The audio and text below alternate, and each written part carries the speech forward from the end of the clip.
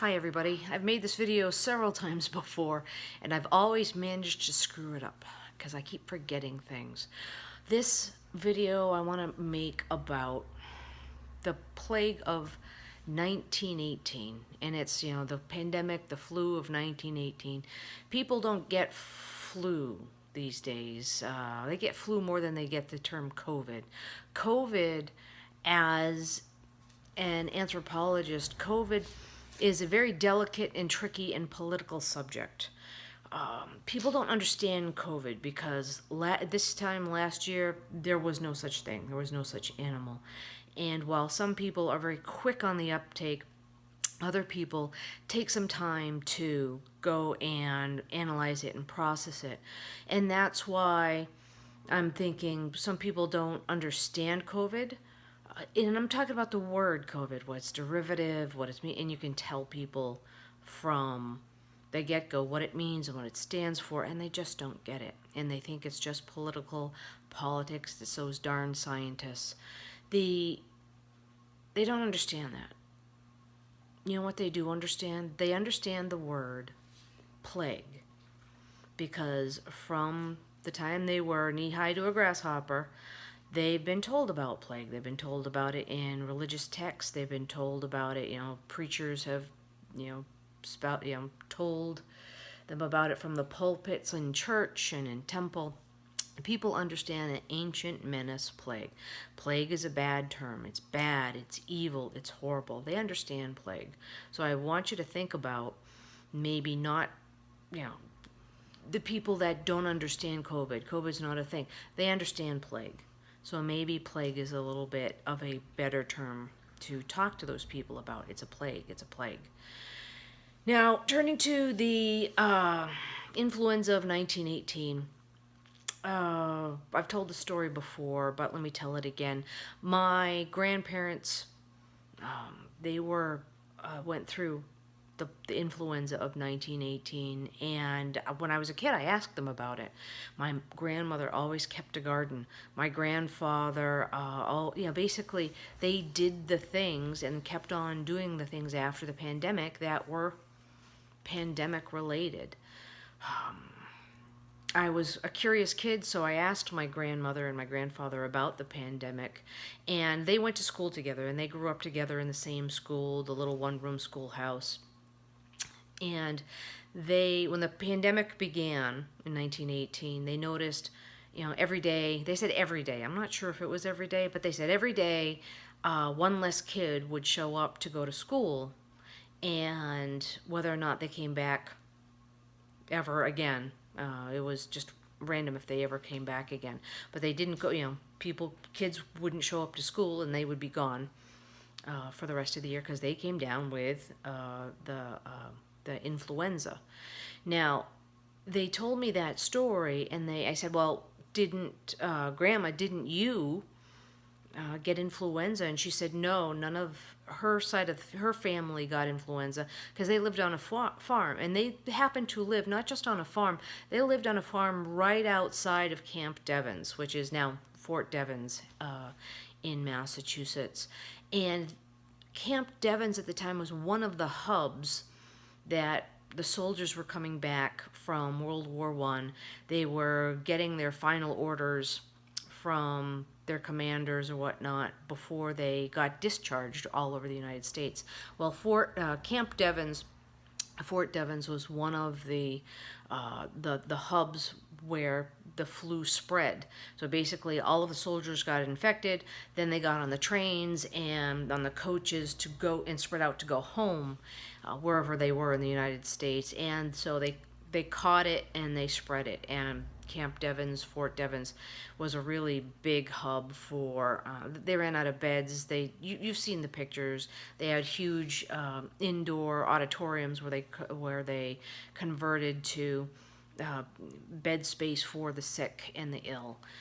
And so my grandfather also lived in the area, but my grandmother lived right there. She lived on a 40-acre farm. And I said, well, didn't you guys get influenza? And she said no. None of the family got influenza because they stayed on the farm. They were self-sufficient. They had everything they needed on the farm. And if they on the off chance they needed something, they would just trade with their neighbors. So they kept it, they kept the core family in the farm.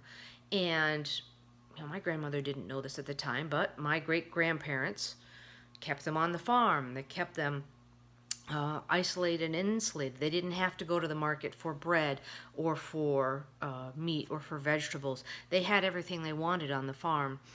And so they traded with their neighbors. If they needed a needle for needle and thread or something, they knew a neighbor would have it. They could trade them apples, and they had a wonderful apple orchard on the farm. They also had, meat and dairy and vegetables. So they were very self-sufficient. They had chickens, they had pigs. They were very self-sufficient on the farm.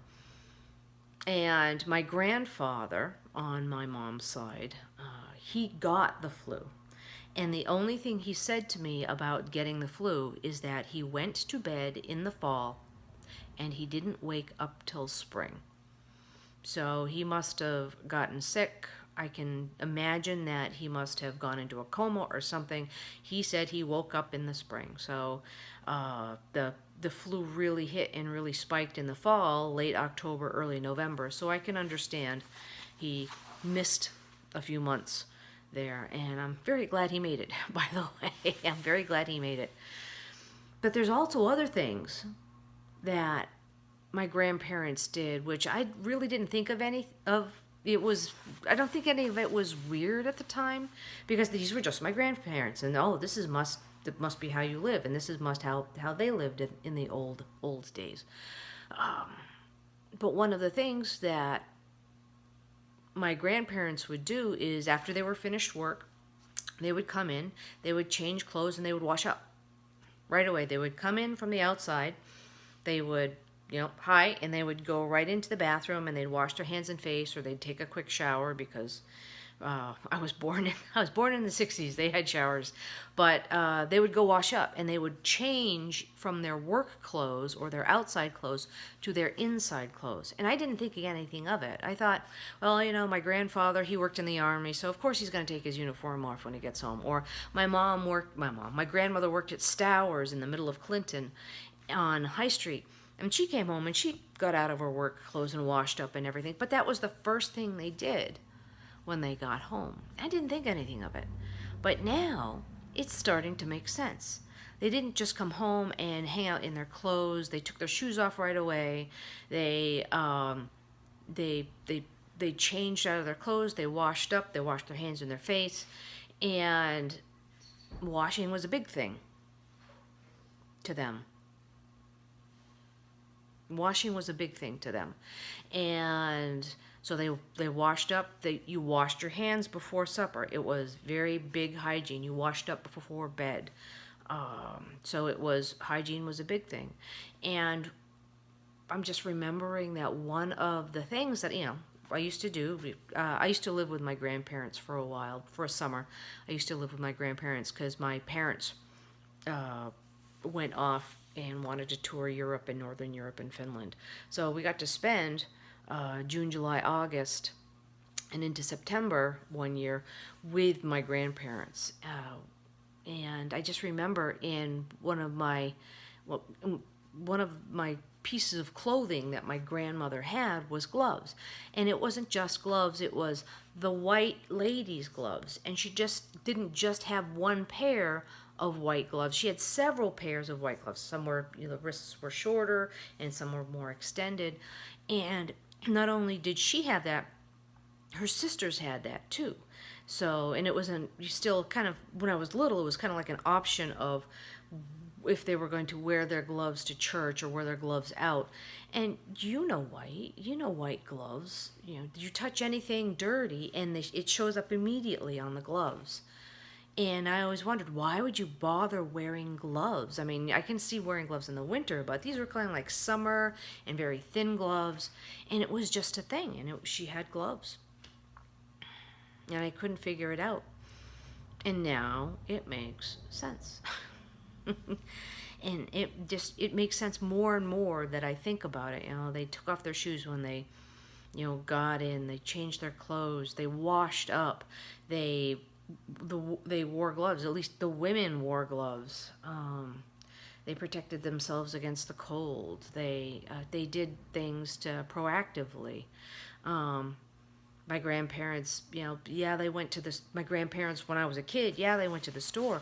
But in the summer, my grandmother had a really big garden, and that was part of the way that, well, one of the ways she fed us. But she didn't have to go to the store as much as other people. So it's a little bit eye-opening this last 6 months, the way we're adjusting our lives, and it's kind of, you know, firing the neurons of my brain on what my grandparents must have gone through. And remember, on the pandemic of 1918, my grandparents were kids, so this was the tales that they told me from way back when they were kids. So, well, I hope this has been entertaining for you, and hopefully in my brain, maybe some more things will percolate to the surface. But it was very interesting the way my grandparents lived, and things, you know, it was just the way they were, and I didn't think anything of it, and now it started to all make sense. Well, I hope this is entertaining for you, and a little educational for you, and a little anecdotal piece of history. I'll maybe if some more thoughts percolate to the surface, I'll communicate that as well. Okay, well, that's it for now. Today is the Friday, the 10th of July. We're still in the first phase of coronavirus, the plague. I'm going to start saying the plague to people who are unbelievers of COVID. For me, I think things are going to get worse before they get better. I came across a poem that was written right after the flu of 1918. And one of the stanzas was saying, now that the people who didn't believe in influenza are gone, and the poem continued, and if you weren't paying attention, that would just go right by. So I hope everybody stays well. If you run into people that are unbelievers of the pandemic, please don't run into them, and keep your berth, but give them a wide berth, but stay safe. All right, take care. Have a good one. Call me if anything interesting happens. Okay, bye.